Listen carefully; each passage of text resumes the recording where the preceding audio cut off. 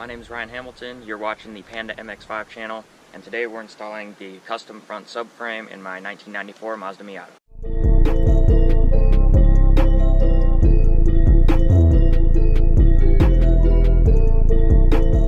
Alright, so we got the subframe all set up on the jack and a couple of blocks down there. Now we're just going to start jacking it up, lining up all the bolts, getting everything started, and then we'll tighten it all up.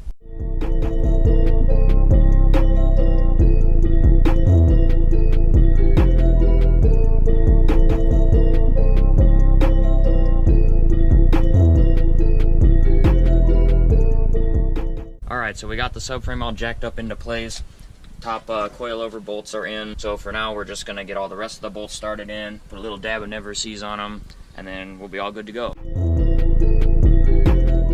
Alright, now on to the other side.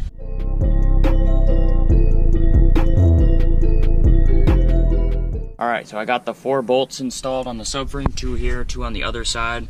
Now there's just 2 more on the rear end of the subframe, including the little brace. And then just torque it all down and we'll be all set to go. Alright, so now we're just going to install the last 4 bolts on the subframe. There's 1 here, 1 up in here, and then 2 more in the exact same spot on the other side.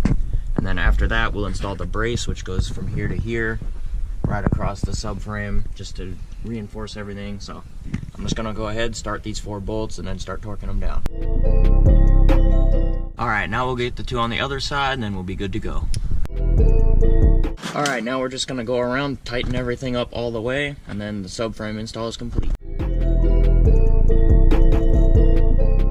Alright, so now we just have to install the subframe brace. Everything else is already tightened down, and then the install will be complete.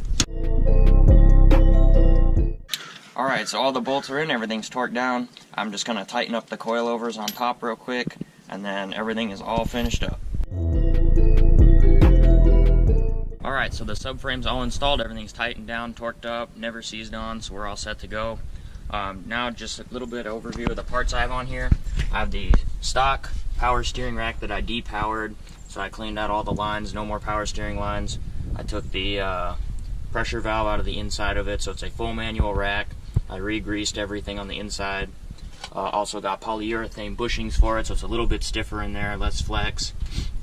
New boots and everything because my stock ones were totally gone. Probably didn't help my tie rods, so I have new inner and outer tie rods. So come over here. I got the Mazda Type R end links. Gives a little bit less bump steer for a lowered car. They say it helps a little bit, so I figured why not. And then I also have fine Miata blueprinted front hubs with a new wheel bearing and everything. Just make sure everything's freshened up, good to go. Also ARP extended wheel studs, just because I might be running a spacer down the line. I have new front upper control arms to replace the ball joint, so that's all freshened up, as well as the lower ball joint. It's also brand new. I'm running a CX Racing coilover right now. It's 32-way adjustable, separate preload and ride height adjustment right here with these collars. Up on top has 32 clicks of damping adjustments. I can make it super stiff or super soft, however I end up setting that up. And then I swapped out these springs. I have a Swift spring in here. This is a 10K spring in the front, and for the rears I also have a 9K. And then also on the control arms I have a full Prothane polyurethane bushing kit, front, rear, so all the control arms have those installed in there. And then other than that, we're all set to go. Alright, now that the subframe is all installed and bolted on, we're going to install the heavy-duty front sway bar I put in, along with the heavy-duty end links.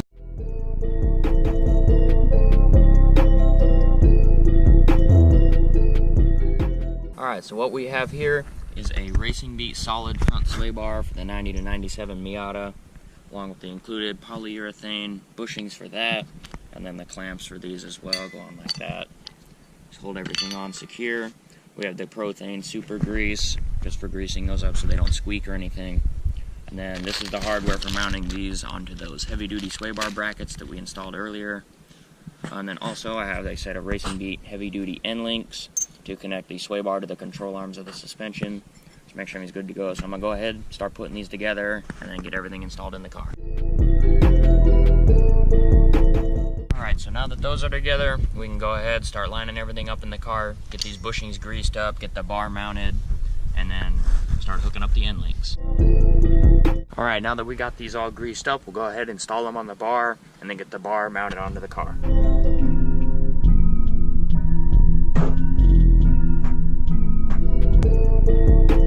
go ahead and get this mounted up into the car.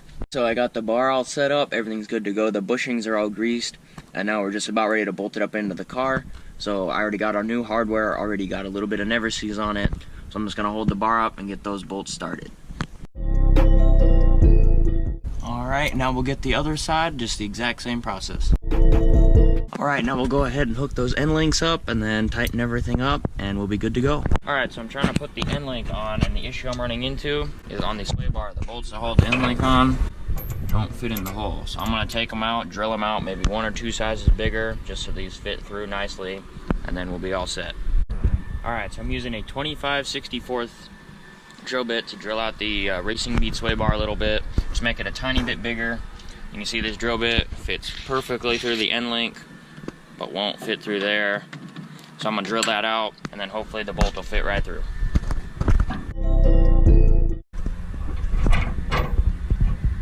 There we go, all set. I'm going to do the same to the other side and then get these end links installed. Alright, so I got the bar perfectly level right here. So now I'm going to adjust the end link to be the perfect length. Just screw these ends out either way. And Racing Beat also recommends that you have at least 8 threads up inside of here, just so the strength of the tie rod or the end link is fully there. That's about spot on right there. Now I'm just gonna make sure I have more threads on that side than the other. Just trying to make it all even here, just so it works nice. Alright, right about there looks good. So now I'm gonna get our hardware out, never seize it, put it all through, line up all the washers and everything, and we'll be set. Alright, so everything's all drilled out. That worked perfectly fine. I got the end link all adjusted. I just used the level on the sway bar. It's perfectly level right now, which is how we want it when there's no compression on the suspension. So I already got one with never seize, so I'm going to put this one in instead. And then we're just going to put a washer and bolts on there. I'm also going to put one through the bottom of the end link. And then just start it up. I'm going to go do the other side before I even tighten this down, just so everything is all lined up while it's loose, not torqued down. These are nylock nuts, so they're not going to be tight at all. I'm just going to never seize up one for the bottom right now.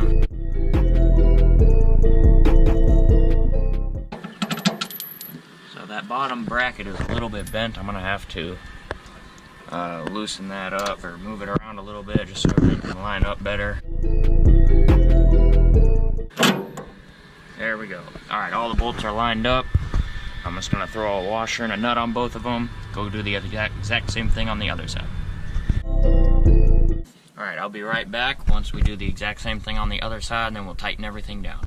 Alright, so the sway bar is all installed, the end links are all done up, everything's good to go.